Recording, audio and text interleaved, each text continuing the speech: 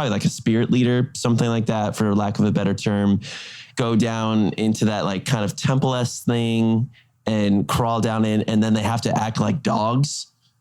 It was weird. It was random. It was unexpected, but I understand, like, that's not correct at all. I don't understand what was going on there, but...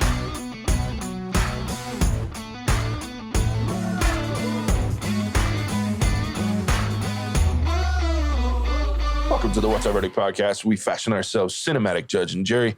My name is JJ Crowder. I'm here with my co-hosts, Mattson. Better red than dead. And Alec Burgess. Let's get it. We appreciate your help going on the podcast. Go ahead and hit that follow or subscribe button. Tell a friend about us. Go check out our website, whatsourverdict.com, where you can listen to all of our episodes.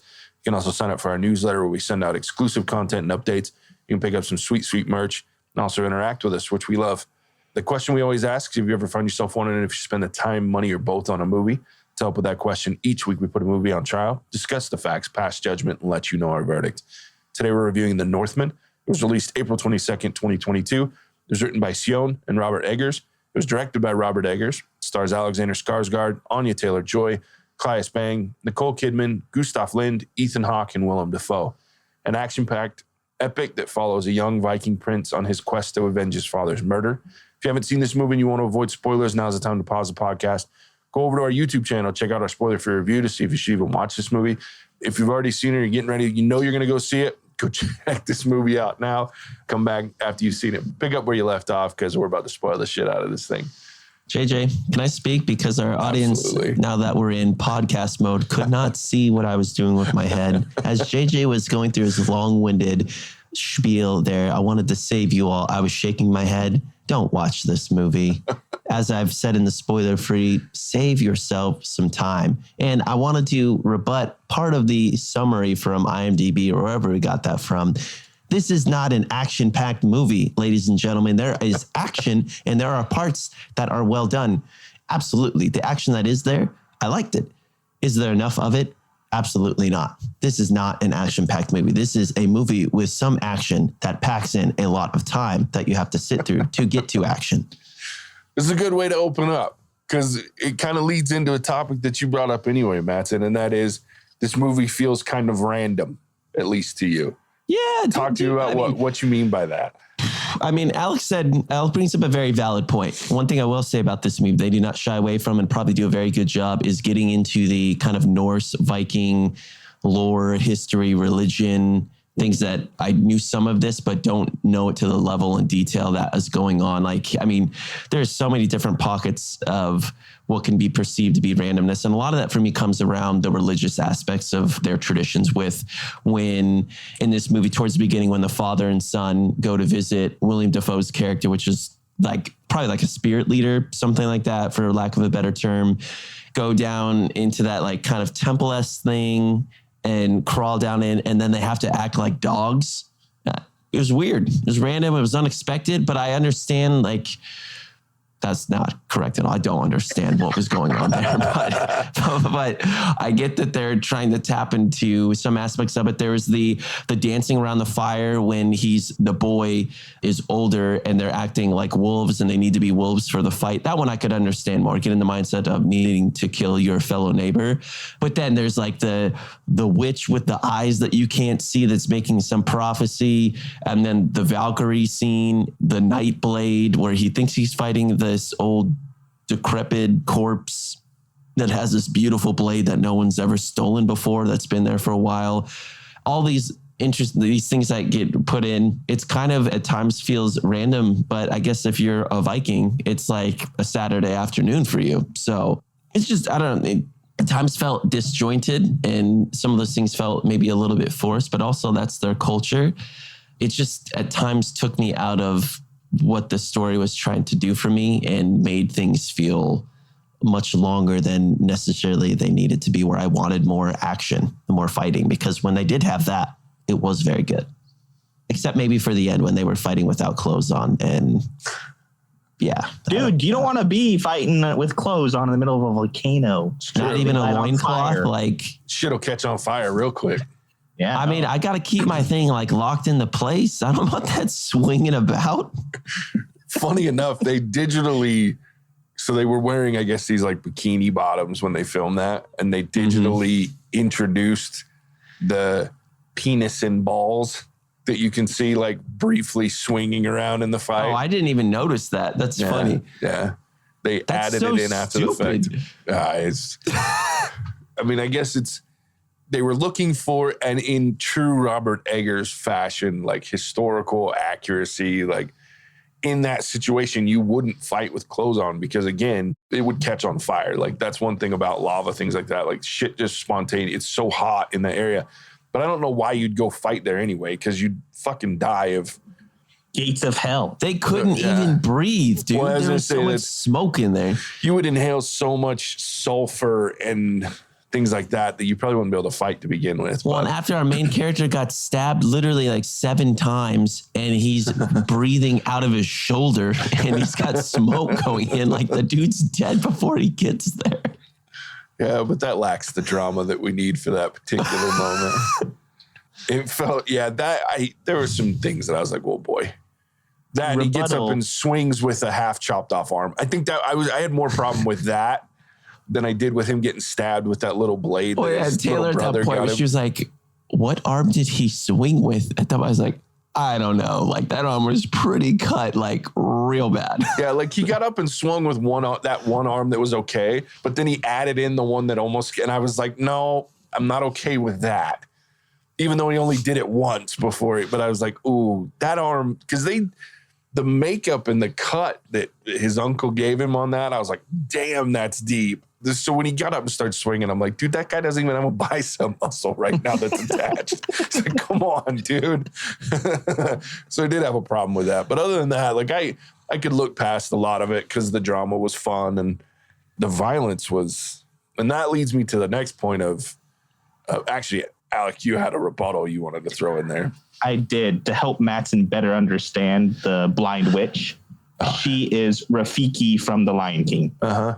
Which is also another Hamlet retelling.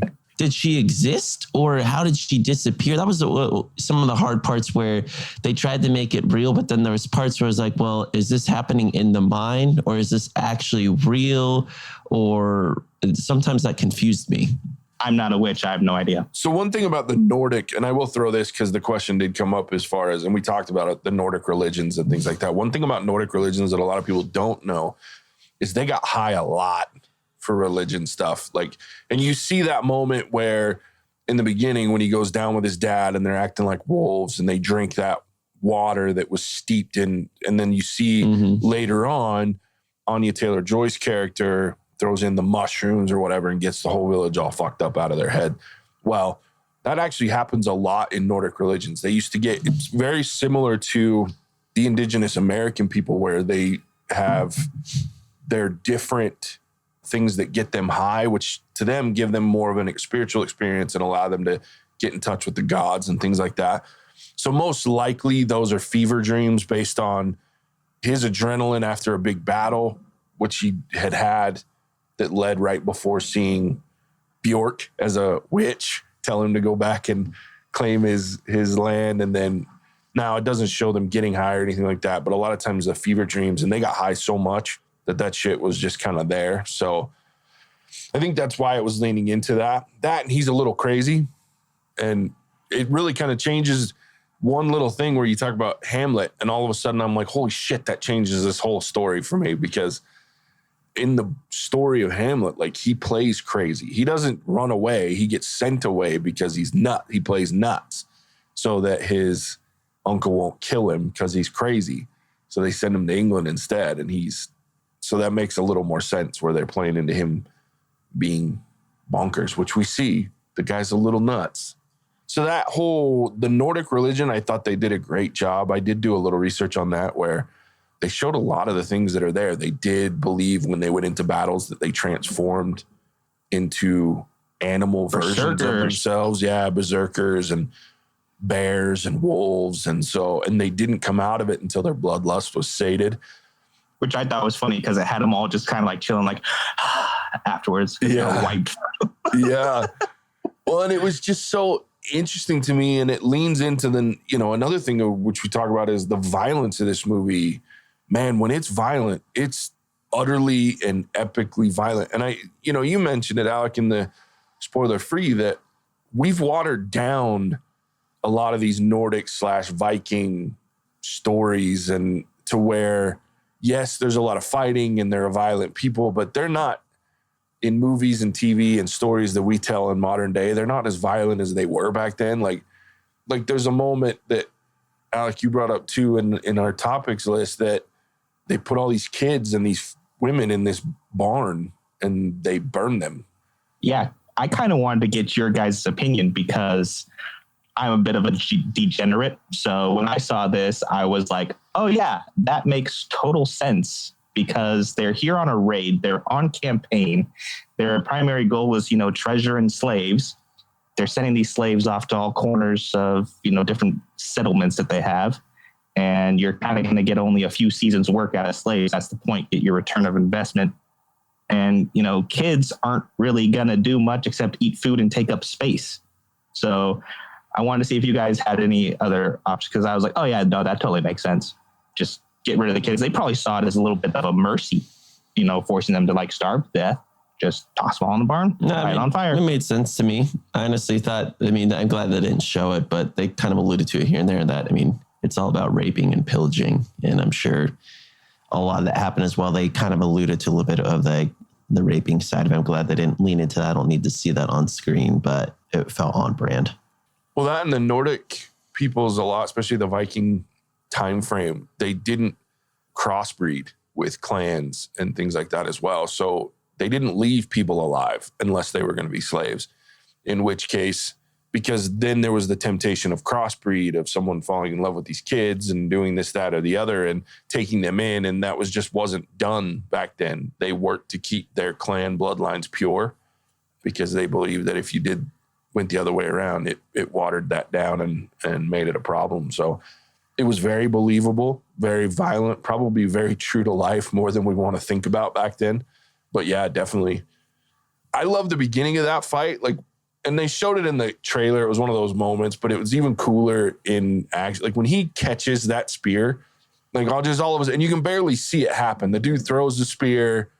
He stands up. You're like, what's he? Oh shit, he just caught that, and then throws it back and thumps the dude. That shit was dope as fuck. It's what a badass. But I think what they really show with this guy is he has become just a brutal, efficient killing machine throughout his life, which I just really enjoyed watching that in action. He was very single-minded. I'm here to learn how to kill and to just kill and hate. Didn't see enough of it. Yeah. See, and I was okay with what we did. Has John Wick ever caught a spear? Yeah, we could have seen more, but then he went to play little farmer boy in Iceland, and it just took forever to do anything at that point. Well, then he was doing the subterfuge stuff. Yeah, but he did have the headbutt kill at that point. Oh my gosh. Okay. I have started a list of top ways I don't want to die. Yeah. You kind of see, I was really ambitious here when I started the title and ran out of room at the end. But headbutt to death is right there on the top of the list. Yeah. Dude, what was that game they played? The first version of field hockey. Yeah, I was just saying, it's a super violent fucking field hockey. A mixture of rugby meets field hockey meets death. And it looks like if you play, you can't get out of it, because that son of the king or whatever, he was going to die until he was saved. Forgive, because I'm going to fuck this up, because I don't speak Nordic. Knuckleheaded, it basically literally translated means ball game. And the rules are just as vague. Basically, it's hit the stick with a ball. But yeah, I love Vikings so much more now. I'm telling you, that shit's great. But yeah, that's the name of it's Knattleikr is the name of the game. Alec, would you have put on that list if the little boy had died from being, because originally the guy was going to take his club and smash the ball. Dude, that was straight out of croquet. I know, that's what I was thinking. Up with the wicket and that.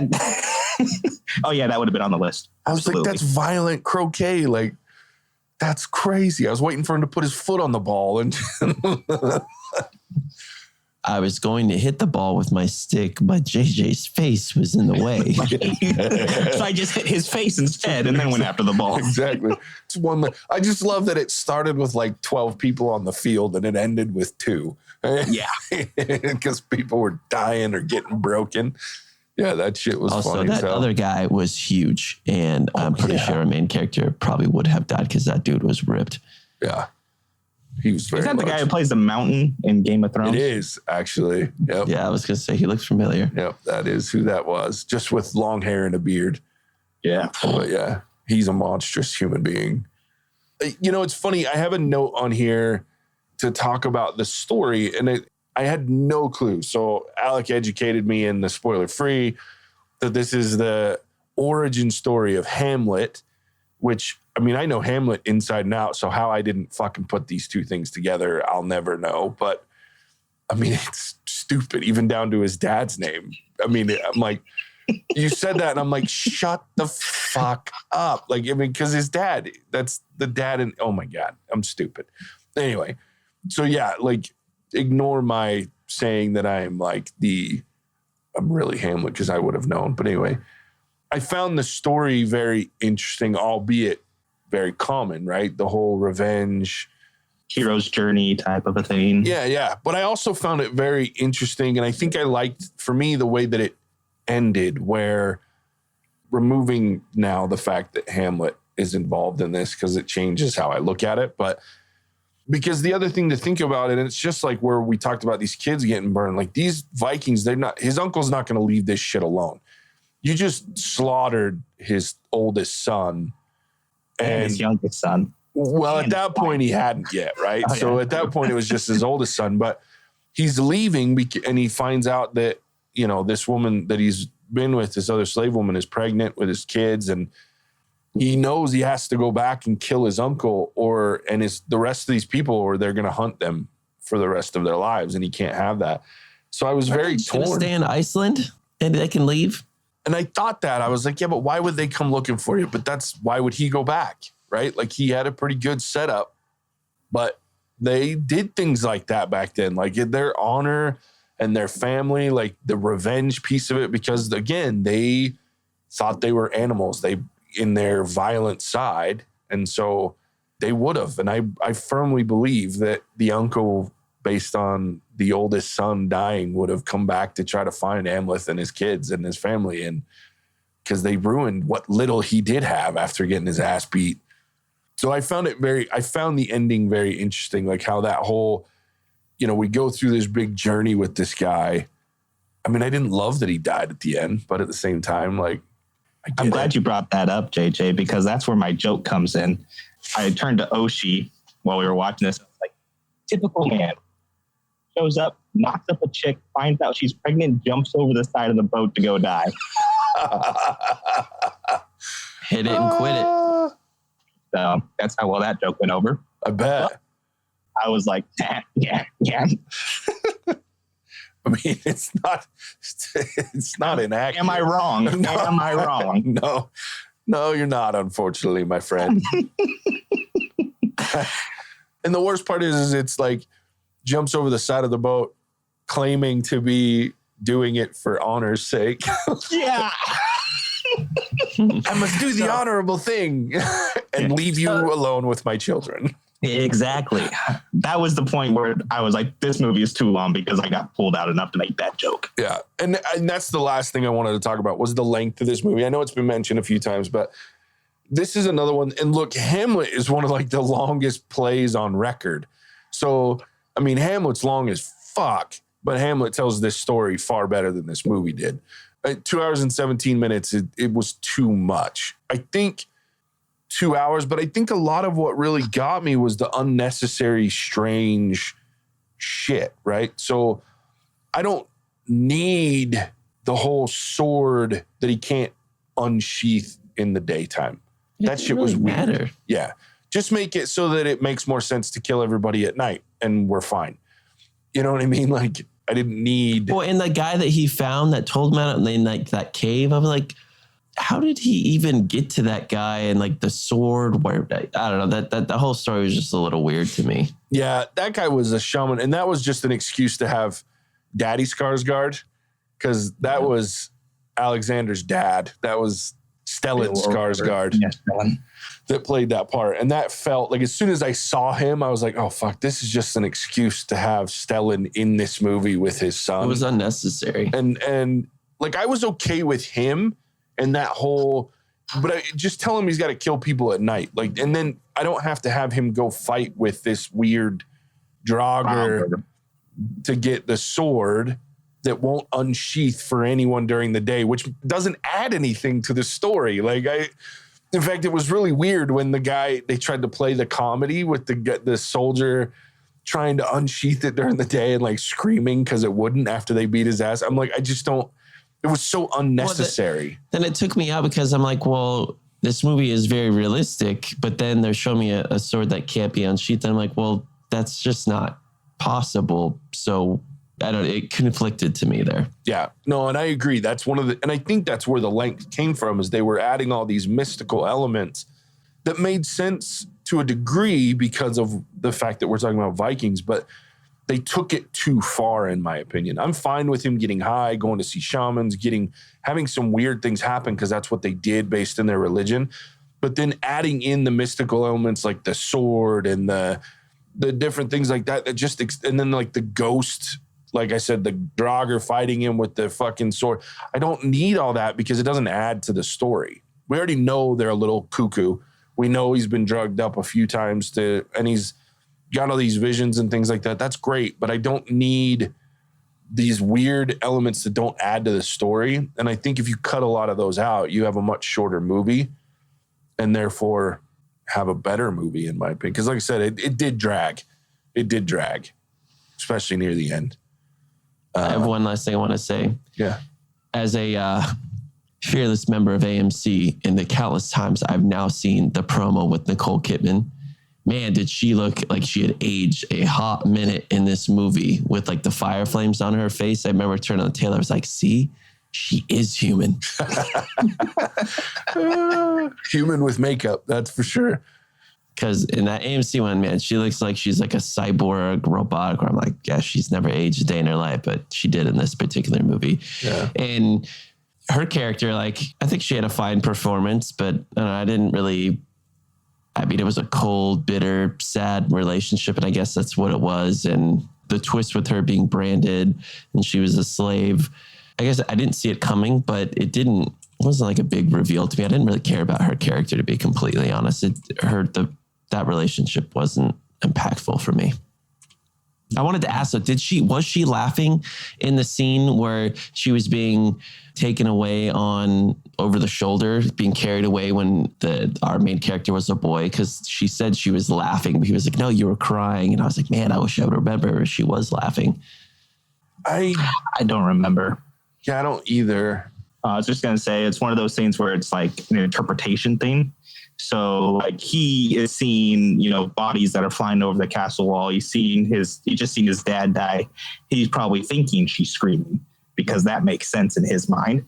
But, she's like, no, I was laughing. And, screaming and laughing do have some similarities when you hear them. So if you're expecting to hear screaming, you might hear screaming when in fact she was laughing. Yeah. Well, and that's one place where, like, Hamlet and, all praise to William Shakespeare, but, like, Gertrude is very different because Gertrude's it's pretty obvious that there's some weird shit going on with Gertrude and they don't try to hide it, but she still has affection for her son, which doesn't seem to be that way at all in this version. No. And so she still has, like, because in Hamlet, she sends Rosencrantz and Guildenstern to try to cheer him up and shit, which, by the way, that's going to be a movie I'm going to force you two fuckers to watch, by the way. Have you ever heard of the movie Rosencrantz and Guildenstern Are Dead? No. Yeah, you're watching that shit. Mattson will hate the fuck out of it. But quitting. It's funny as balls to me anyway. But yeah, so she has some affection for Hamlet in the play. Whereas in this, it just felt like she just didn't. In fact, she loathed him. She ordered the hit on the guy. Hated this kid. And so it just was like, it was really odd. I didn't like that transition. And then like the weird her kissing him thing. The whole fucking thing was weird. Like this is, again, it felt like here's a reason that we get to bring in this A-list. Everybody knows her. Nicole Kidman can come in and be part of the reason that people come watch this movie versus adding value to the movie. And so I think to me that was because the character didn't add anything to this movie. Like she could have been a bit part that didn't matter to me because the uncle, Claes Bang, the guy that played the uncle was Fjolnir. Yeah, Fjolnir was amazing, as was Alexander Skarsgård. When the acting was great in this movie, it was phenomenal. I just felt like they just overloaded it with some actors that didn't need to be there in order to say we had them in there. So there was one interaction that I liked between Nicole Kidman and the little kid. It was like right at the beginning where he runs and he's like, Dad's home. And she like gets after him for getting in her chambers. Yeah. And so I didn't think of anything at the beginning type of a deal, but after it came out like, no, I hated your dad. And I hated you. I was like, oh, now that makes sense. She was probably hiding the brand, didn't want him to see the slave band that she had. But I was like, oh, huh. Yeah, so there wasn't really any affection there. Yeah. They did give you hints towards it from the beginning. So I didn't see it coming, but after the fact, I was like, oh, okay. Oh, yeah. See, I saw it coming. Like, that was one of the things, like, I was like, oh, she has no problem. Like, she's not in this marriage because she was forced to be. Like, that wasn't ever a thing for me. So it didn't surprise me when that whole dropped. I just didn't like the way that they talked about it. And the fact that she turned on him as her son. Like, I'd have been fine if she's like, no, I like where I'm at and I like being with Fjolnir and you should come be part of the clan, right? Like, that would have made more sense to me than her hating him too and trying to have him killed and their kids. That part, it just felt forced. So anyway. All right, any final thoughts on the Northman? Mattson's been done for like 15 minutes. All right, Mattson, let's have you get out your rating of the Northman. Man. 1.5. 1.5. For all I've the already reasons said you talked all the things about. I don't like about this movie. Too long, kind of weird, kooky, not enough action, slow. Let's go see something else. Fair enough. I'm going to give it a 2.5. I liked a lot of it. I didn't like some of it. Visually, we didn't talk about the visuals. Visually, this movie was pretty stunning. Like, it was visually pretty cool. A lot of the Bunch special of grassy effects. hills. Yeah. Come on now. Like, That's Iceland. Yeah, that's Iceland. Well, that, like, the vision stuff, like, whenever they were high, like, some of that shit was cool. Like, the effects. When he was fighting the jogger, even though I didn't feel like that part was necessary, it was kind of a cool fight. That guy looked pretty cool. And then, like, the end when they're going up to Valhalla, like, that shit looked pretty cool. There were some pretty cool visuals. The hot tub, I just wanted to go sit in that fucking hot spring that he and What's-Her-Face were in near the end there. Like, I was like, damn, I want to go hang out in that because, like, scenery was beautiful. Anyway, visually, I thought the movie was cool. I liked the story. I liked the violence. I liked how violent they let it be. I liked the fact that they didn't hold back from. I also, and I brought it up in the spoiler free, I liked the fact that he saved the girl by getting his ass beat. It wasn't that he went down there and just murdered a bunch of guys. He was fighting them with a sheathed sword. So it's not like he had an easy time killing them. He killed a couple. They were able to get up and beat his ass, but she got away, which was the point of it, right? And a lot of times in a movie like this, like if we were watching Gladiator, he'd have killed everybody and they both would have got away. So I really liked that there was some grounding in reality, even as weird as this fucking movie got at points. But it wasn't because in real reality, he would have been able to chop their limbs off with a sword that came out of its sheath. So Well, that is so Which is why it couldn't, because they wanted this realistic ad. Yeah, they wanted this shit to be weird and go. It's plot armor, Matt. Yeah. They needed. He was tripping out on whatever mushroom he was on. He's like, I can't take my sword out. Hit him with the scabbard. Oh, shit. They needed that extra 15 minutes. Yeah. So I did like a lot of this movie. I didn't like probably an equal amount of this movie. So for me, it was around an average movie. I think there's things that are worth watching, but it's one that's worth watching clips. I don't know that it's worth sitting down and watching the full 2 hours and 20 minutes long, but 2.5 for me. I would never sit down and watch this full movie again, but I would watch parts of it. Alec, bring us home. I'm with you, JJ. 2.5, middle of the road movie. I like the points you brought up about just like the kind of the fact that they were high most of the time during their visions. Probably how we know which mushrooms to eat and which mushrooms not to eat, because they took legit notes about what kind of visions you could have by eating said mushrooms. But I enjoyed the realist factor at times, and it was just kind of a real gritty, down-to-earth movie. I blame the TV show Vikings for that, for starting this kind of trend of really kind of getting down to the roots instead of a more glamorized version of the Nordic stories. So I was appreciative of that. I'll watch it again. I won't watch it frequently, but I will sit down and watch it again. Alexander Skarsgård, great actor. But yeah, so 3 for me. I enjoyed it. I'll definitely watch it again, but probably not for a little while. 3 or 2.5? Sorry, 2.5. My bad. No. We just want to make sure we have our recording straight. He was on shrooms. What do you think I got in my my What's Our Verdict mug here? Oh, yeah. Mushroom juice. I wish. I'd never be able to finish the podcast, though. So a couple of 2.5, so 1.5. I will say, for like the 2 minutes he's in this movie, freaking, as always, my man, freaking Willem Dafoe is amazing. I love Willem Dafoe. Scary. That guy is just creepy as fuck in everything he does, but I love him. Like, I just want to hang out with that guy, because you watch him do interviews and I'm like, he would be so fun to just hang out, drink a beer, and talk to. He's like the sweetest, nicest dude in interviews, like in real life. And then in every character he plays, he's this creepy, fucking weird old man. It's just like so interesting. Anyway, I love Willem Dafoe. So there it is. 2.5, 1.5. It's an interesting movie. Divisive. It's interesting. We haven't had one that we've disagreed that widely in a minute. So it's fun. At least this group of 3 anyway. So there it is. Screw this movie. Mattson, tell them where they can find us. You can find us on whatsourverdict.com to see what's upcoming. Again, some bigger blockbuster type movies, Top Gun, Doctor Strange, Jurassic Park, to name a few that are upcoming. We're excited all about that. Check us out at What's Our Verdict on Twitter, Facebook, and Instagram. What's Our Verdict on YouTube for our spoiler freeze, especially, so you can understand if you should be spending some time on this movie. And trying to think. Oh, yeah. Wherever you want to listen to good podcasts, we can be found, whether at What's Our Verdict for our movies or What's Our Verdict TV for our TV shows. And we've got a lot of those ongoing right now with Moon Knight, Obi-Wan's coming up, The Boys, Stranger Things, going to be hitting the books hard there. So it's going to be fun. Definitely.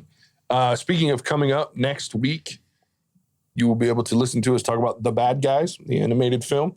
And then also coming up, the 3rd, you can hear, just like Mattson was talking about, our next review of Moon Knight, episode 5. So tune in for those. It'll be fun. We enjoy it. And as always, we appreciate you tuning in to listen to this episode. We'll catch you on the next one. Bye. Cinemagic out.